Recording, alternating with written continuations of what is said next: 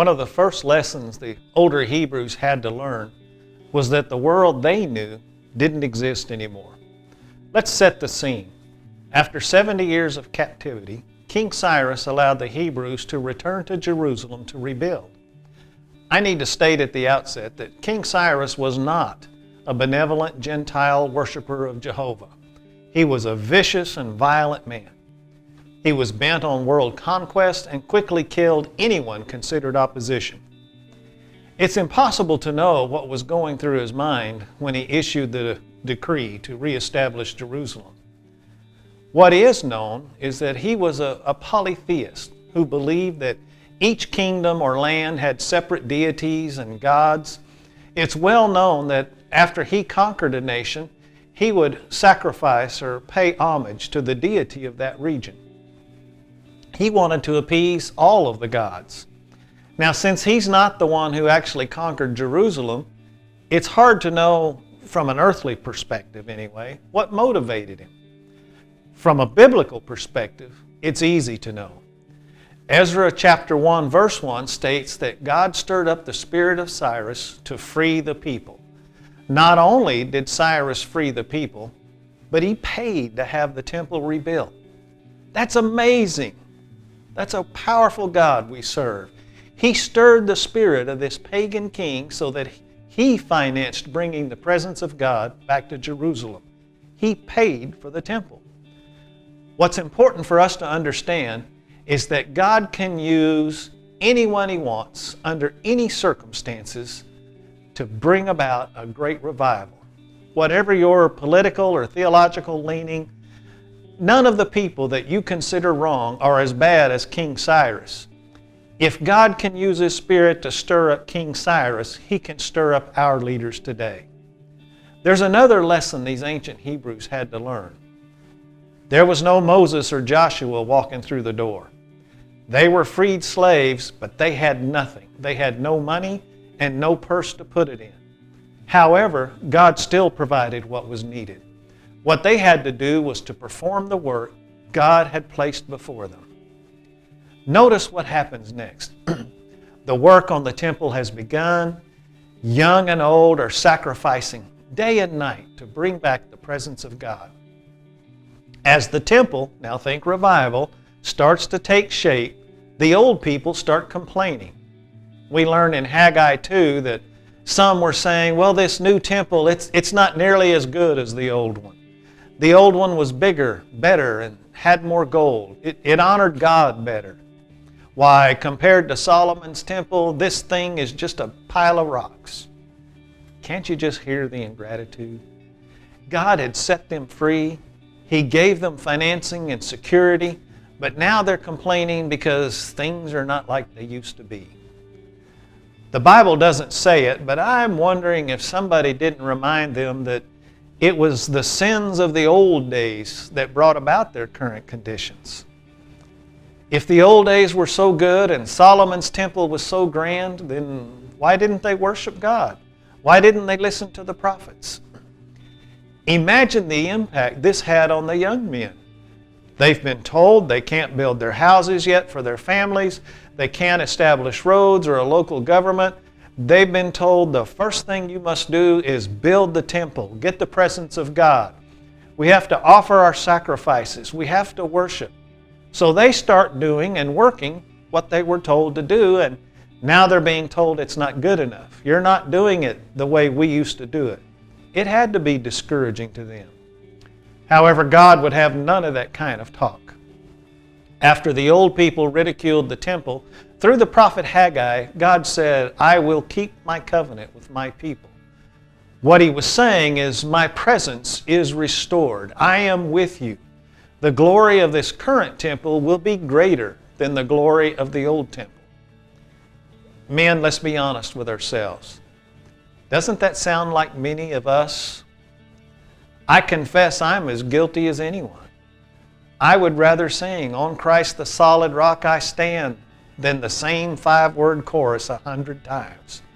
And it makes my skin crawl to see a man come into Sunday morning service wearing shorts and flip-flops. And as long as we're at it, can't you go an hour without a half-gallon cup of soda? And can't you young men pull up your pants? I don't really need to see what kind of underwear you have on. Listen to me, my baby boomer brothers. The world we grew up in is gone. I'm not sure the world of Andy Griffith and Leave It to Beaver ever really existed, but if it did, it's for sure gone now. And like those ancient Hebrews, we need to realize that this new generation will express worship differently than us, but their needs are the same. They need the presence of God. Remember, none of the young people returning to ancient Jerusalem had ever seen the temple. There was no internet, no camera phones. They'd never even seen a picture. They had no idea what it looked like to have the presence of God literally standing in the city square. Think back about our nation's history in the last 40 years. There were the TV evangelist scandals, horrible political scandals on both sides, the Catholic priest abuses, boy club scandals, Enron and WorldCom collapsed, and so on. No American man under 40 years of age has ever lived in a country with a culture that actually respected God and authority.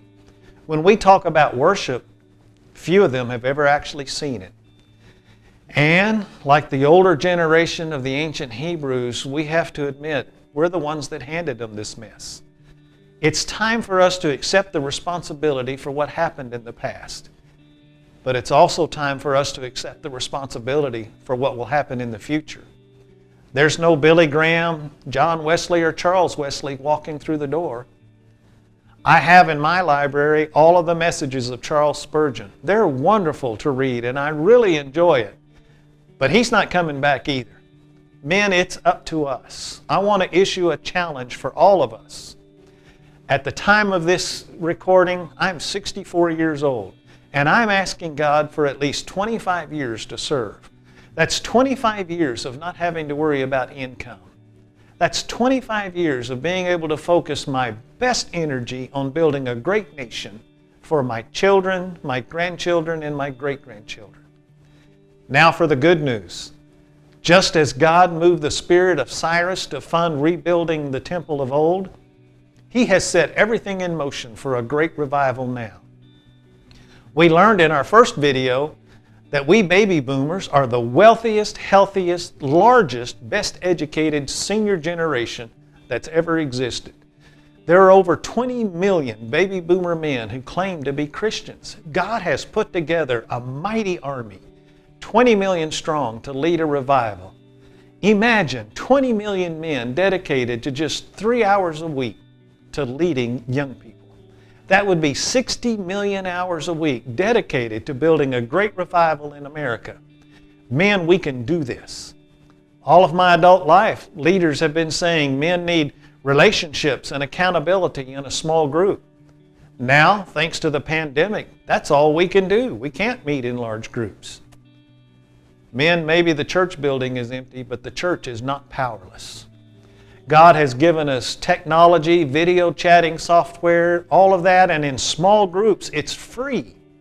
We can lead prayer groups and Bible study with men all over the world. If we want to meet face to face, which I enjoy, we can still do that in groups of 10 or less. We should be praising God. Remember the old breakfasts of years gone by? They were good, but how many young men or those with little children could get up at 6 in the morning on Saturday?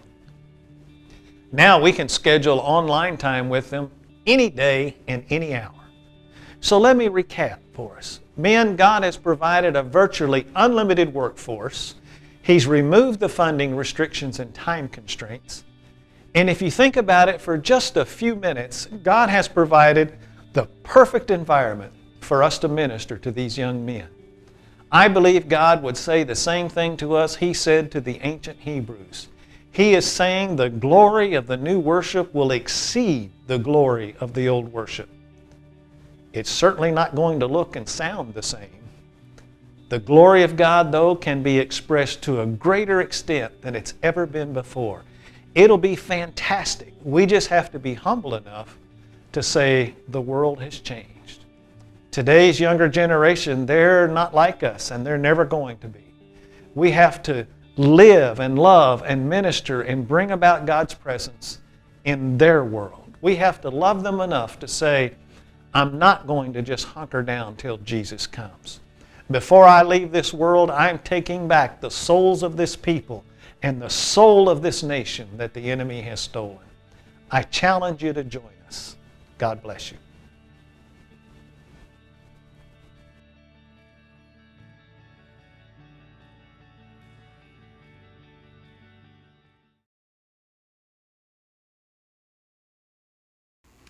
For many, singing Auld Lang Syne on New Year's Day is a tradition.